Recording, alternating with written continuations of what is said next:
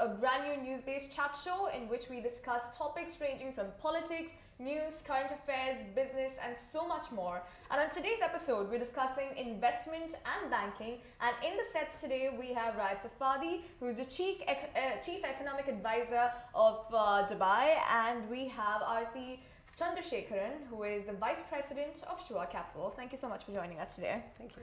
Right, so a very heavy discussion is what is going to follow today. But firstly, I just want to begin with Dubai Plan 2021 and not getting into all the details of it. But out of the 6 themes that we have in Dubai Plan 2021, including people, society, economy, government, etc., let's just go to economy first and talk about the growth rate right now. So Aarthi, I'd like to bring you in here. So there is an estimated growth rate that we know by IMF, of course, and I would also like to address FDI, which is again a KPI in the economy aspect of Dubai Plan 2021. So how much of a contribution do you see FDI putting into the overall GDP of the country? That would be very hard to say, but you know, UAE has always been in the top spot as far as FDI is concerned.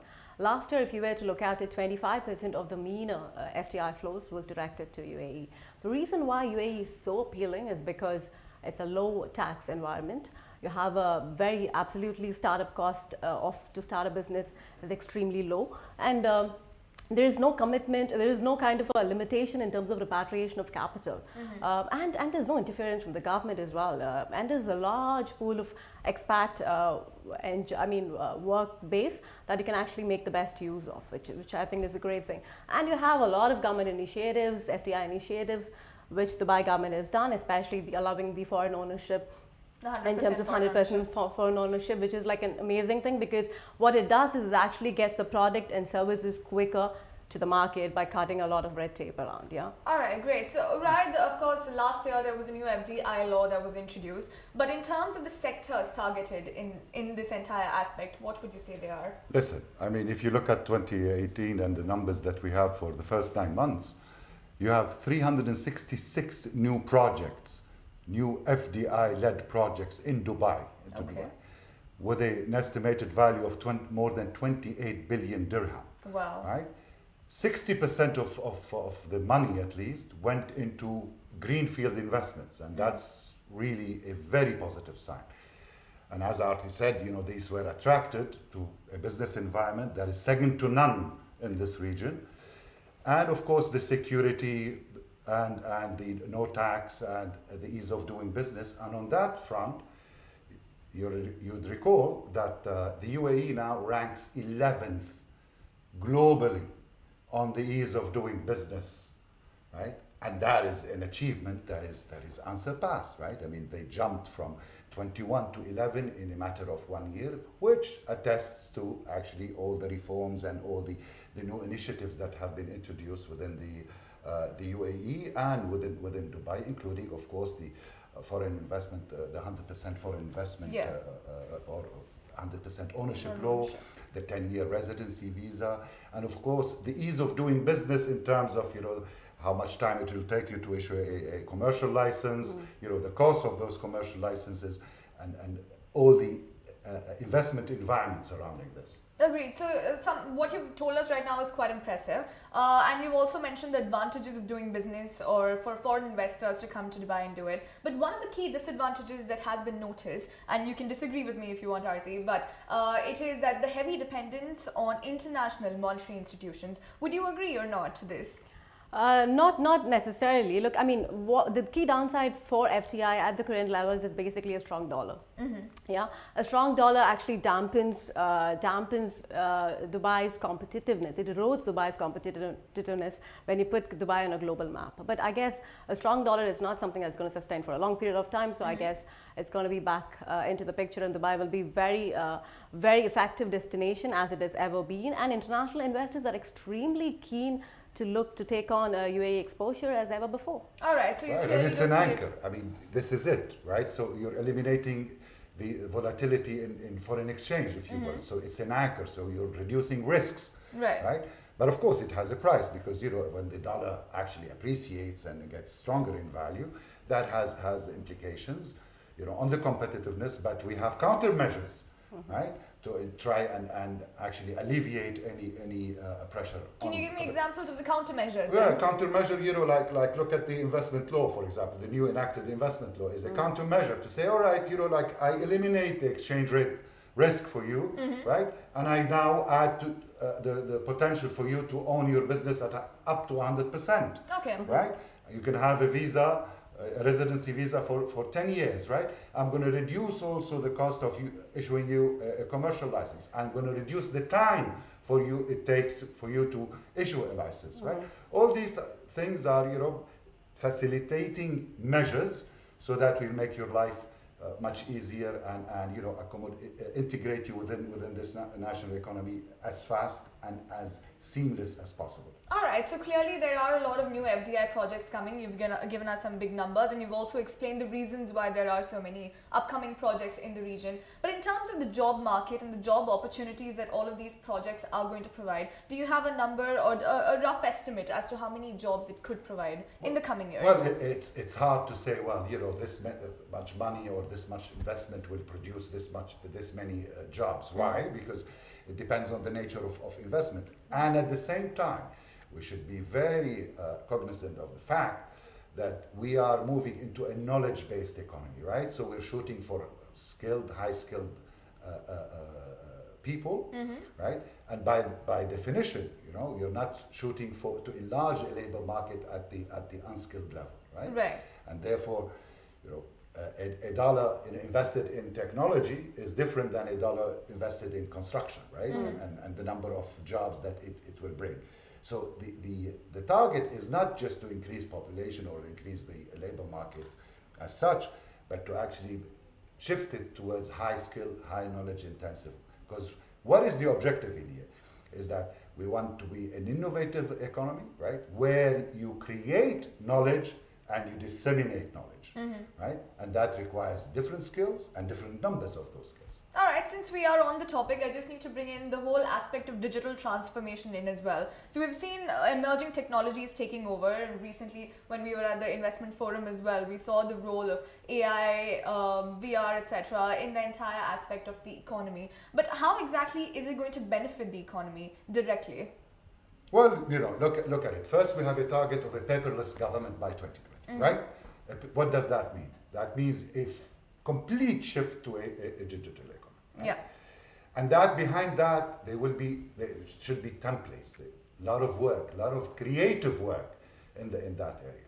So whether that will actually translate into the artificial intelligence field, into 3D printing, right? Into blockchain. Yeah. So we're going to be innovating there, attracting the creators and all this, and then applying it here. So we have a 2-year period to go into paperless, zero paper from a government perspective that has all the ticks all the right boxes, whether on the environmental front, on the efficiency front, and also for the clients, of course. Now everything has moved into an app. Right, including your commercial license, if you will, right? Whether you're here in Dubai or you are, somewhere in North America or wherever, right? Access directly online and then get your paperwork done in a seamless manner. Exactly. Even the government services have taken a huge leap in the last couple of years as well. But Aarthi, bringing you in, we did mention that there are a number of new laws, new reforms, which is going to facilitate the entire investment and essentially real estate market as well in the region. But there are 2 other laws in the banking sector. Let's begin with the first one, which is the mortgage cap. Can you firstly reveal the reforms that are coming in, or explain what it was and how it is going to be impacted? Sure. So basically back in 2013, pretty much in the fag end of 2013, central bank actually tightened the credit controls and they actually imposed a mortgage cap which was having a maximum loan to value ratio of 75% and having a maximum loan to value ratio of 50% for off-plan properties. Yeah. The reason why they did, and which I think is a fantastic move by central bank back then, was because there was a threat of a property bubble. There was a threat of a real estate market getting into overheating territory, and they wanted to nip it in the bud. Okay. That was the whole idea of getting into tightening of that mortgage cap. But as we speak, we are there's a recent slump in terms of real estate. We see a weaker demand, we see softening of prices in real estate. So the wider market expectation, of course, is that there is a possibility, or there's like a wish list, right? They probably want the central bank to loosen those the mortgage cap, maybe increase the loan to value ratio closer to 80%, 85%, which is probably a fair expectation from their or the investors' point of view, because they think that will actually be a very good move for the secondary property sales. But this is not an official announcement yet. Of course, no. Okay, so this is basically, like you mentioned earlier, it's on the wish list. But then you mentioned about the wish list of the real of the estate, the property owners. Of course. Yes, of course. But we were earlier talking about the demand that is going down, but you also feel that there is an oversupply in the market, which has resulted in this entire real estate slump. But that was to be expected, right? I mean, Dubai is getting up to Expo 2020, right? Where we expect over and beyond the normal increase in visitors, right? Which has last year hit 18 million. So if we hit 20 million, we need to accommodate those, right? And you don't build real estate based on today's demand, right? Real estate is a 10, 15, 20, 25 years ahead, right? So all along, it was expected that there will be a period whereby there will be excess supply racing ahead of demand.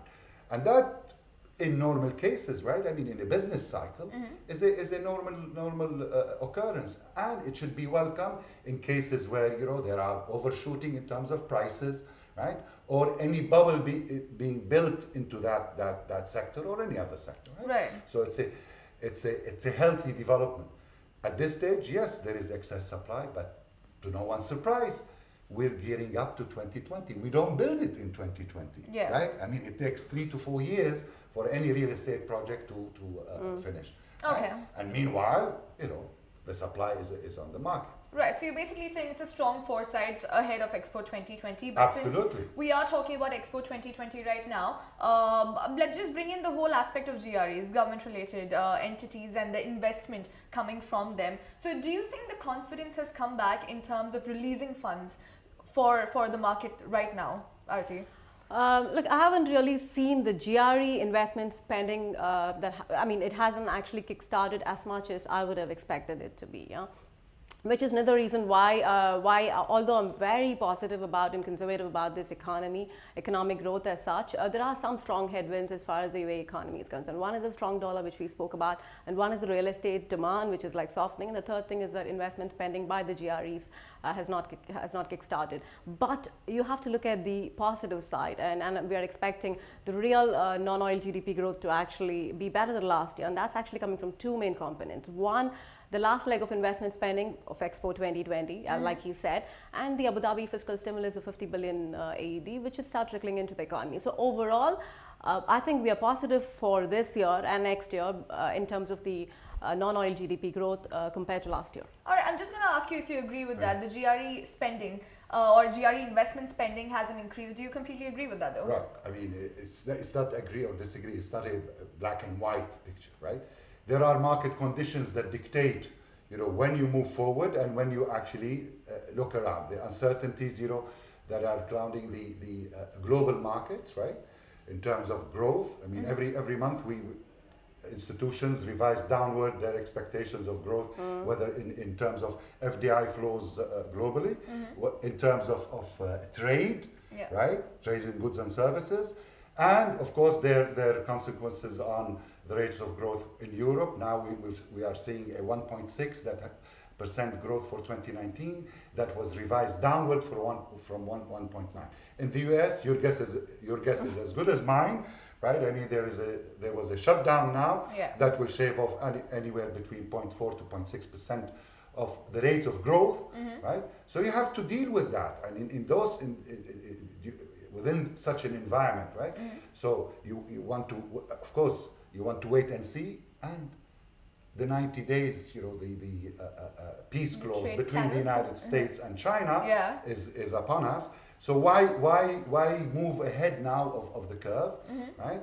When all these are up in the air, and the Brexit and all these things, right? Right. So you cannot say they're decelerating. I mean, this is always the risk reward balance that is at play at every point in time for any investment officer, whether they're in the GRE or in the private sector. Right?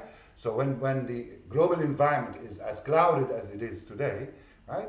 So they'll wait until more clarity comes in, and therefore they can make their decision in a better environment. Agreed. So the global implications are ample right now. There are so many different things happening globally, of course, and then even in the last couple of years, we've seen the economic slump, the market ups and downs, etc. And now finally the oil prices are stabilizing. But amidst all of this, just coming into a more micro level, talking about banks and bad loans which have been on the rise. So is that an issue? Is that a huge issue that the country is facing right now, or the country's financial institutions are facing right now? I don't think so, absolutely not. I mean, when you have a slight deceleration in economic growth and when you have an increasing interest rate environment, it's only fair to assume that the bad loans or the problematic loans will increase. That is the norm, and that's not something which is particular with UAE, that's the banking norm, yeah.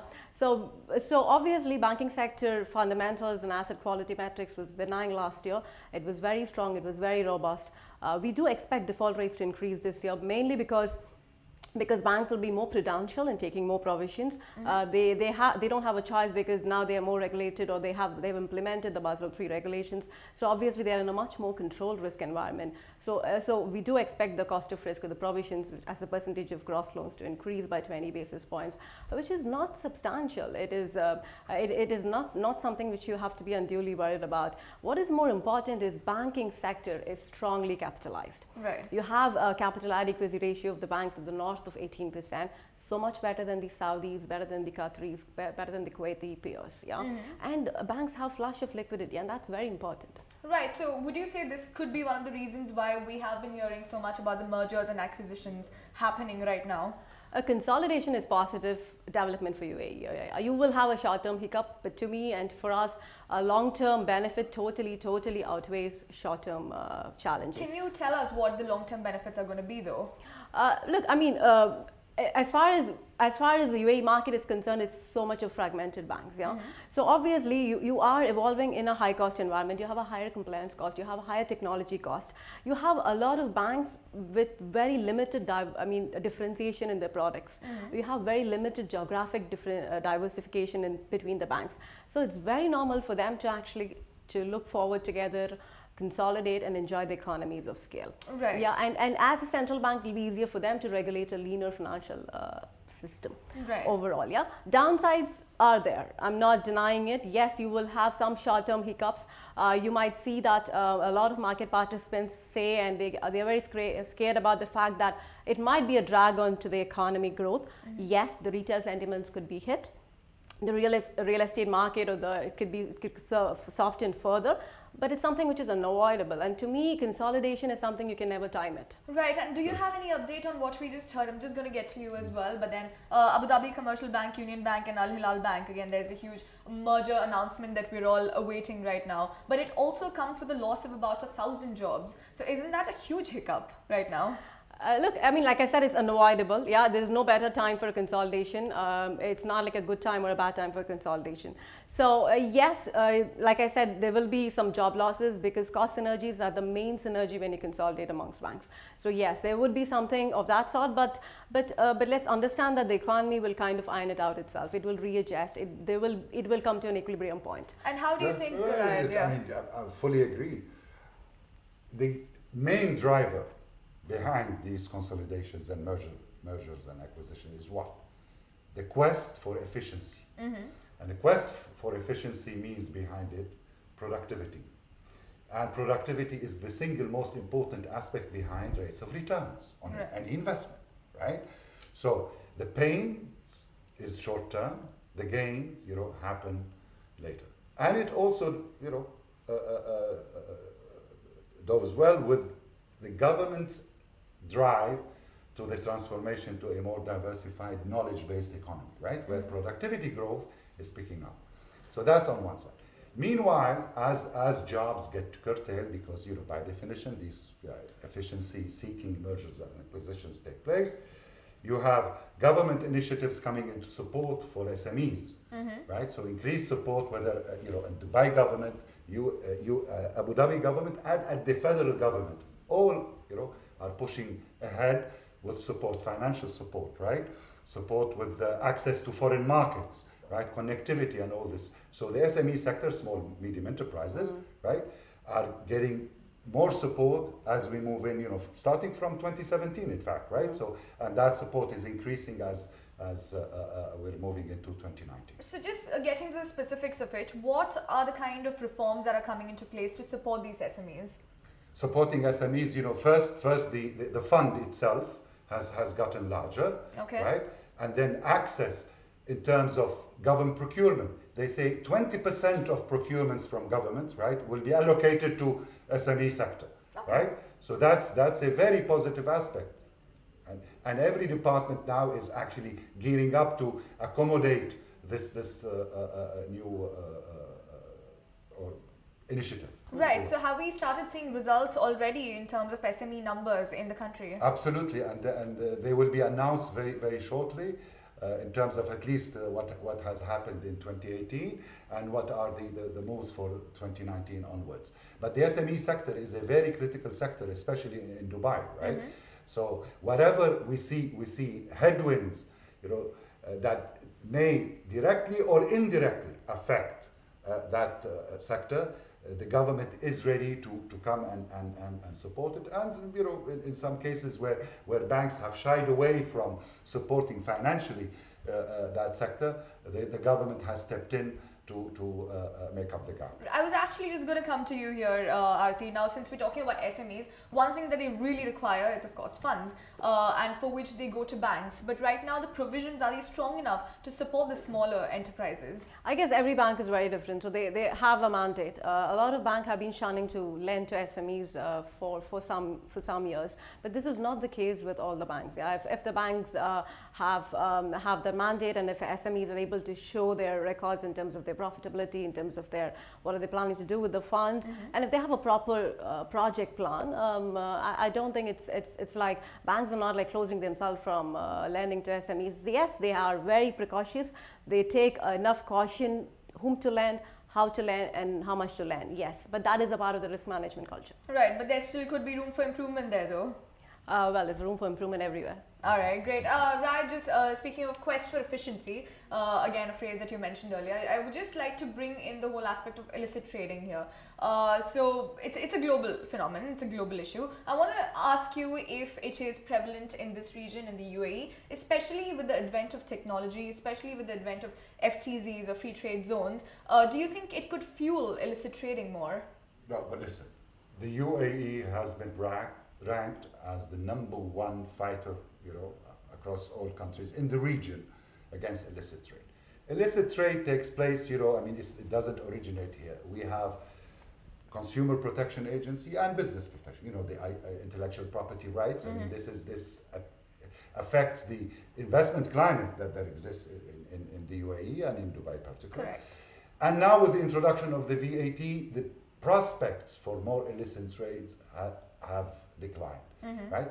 Illicit trade takes place. Now, all you need to do is to curtail it. Now, what needs to be done on that front is more global cooperation across countries, right? So multilateral cooperation to keep fighting it and focus on, the issues that are of interest to all countries rather than a very specific set of countries. Right.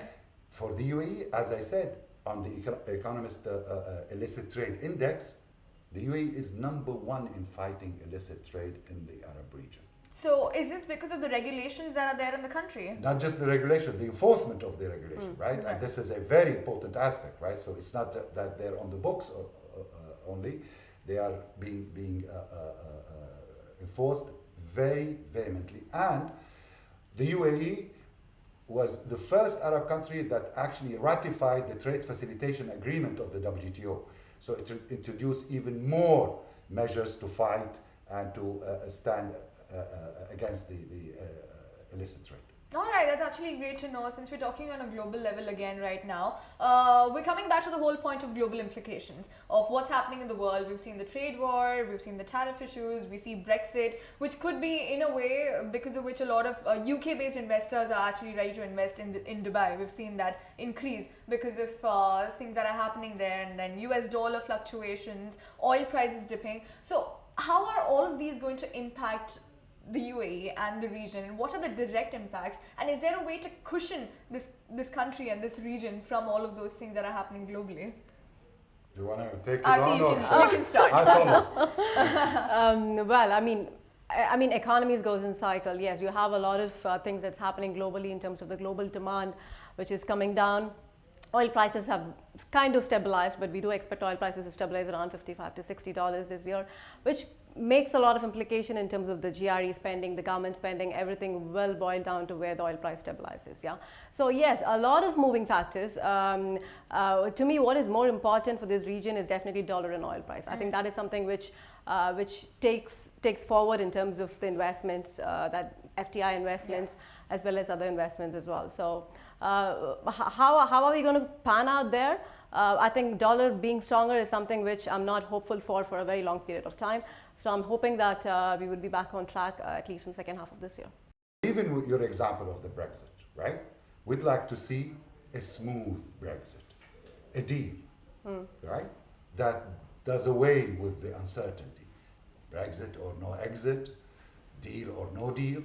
We'd like to see an end to the tit-for-tat protectionist trade policies. Right. Want to see an end to investment protectionist measures that are being enacted across. Right. We want to see uncertainty dissipate. So we're not going to take advantage and say because of there's a Brexit and we go and attract companies from the UK, and that's not the issue. The issue is that we sell investment in Dubai and in the EU on their own merits. What we offer here in terms of predictability, transparency, right, and the rule of law. Right. And then you have issues regarding interest rates, right? The policy interest rate in the United States, and they've been integrated already. Right? Yeah. So for me, the tying up the dirham to the US dollar is an anchor. So I'm eliminating one source of uncertainty to investors. So don't worry about volatility in the exchange rate. Okay. Right? That's a given. Right? The policy environment. Here it is. I'm even going through a 100% foreign ownership law, right? With the details to come out, and most importantly, the details are being discussed with the private sector, right? So they're not going to be like elaborated in a dark room and then promulgated as such. No, there's a partnership between the public and the private sector that takes place every single day, right? The majlis, if you call of His Highness Sheikh Mohammed, right? So it is the ongoing discussions, right, and the feedback loop that exists between the public and the private sector, the access that the private sector has to the public sector and to, of course, the leadership, and the way the leadership responds in time and try to actually assuage any worries and eliminate any uncertainty to the extent it is in their hands. All right, so you'd rather prefer a Brexit over, for example, the US monetary policy, which has seen like an increase in the interest rates by 25%. I did not say that. What we would prefer is more certainty than uncertainty. To do economic policy, do investments on the basis of less clouds, in the global investment environment than more clouds. So Brexit or no Brexit, deal or no deal, trade war or no trade war, settle on one, and then we can deal with the ramifications, whether positive or negative. Basically, we need to know, we need to be certain Absolutely. of what's happening. Eliminate or reduce to the extent possible uncertainties in the global economic environment. Perfect. On that note, I would like to thank you, Aarthi, and thank you, Raed, for joining us on the show, for those valuable insights. I think me and, of course, our viewers have learnt a lot, and we've got a lot to take. So if you do have any questions, just post them in the comments below, and we will try to answer each one of them. Thank you again for joining us, and thank you for watching AB Live.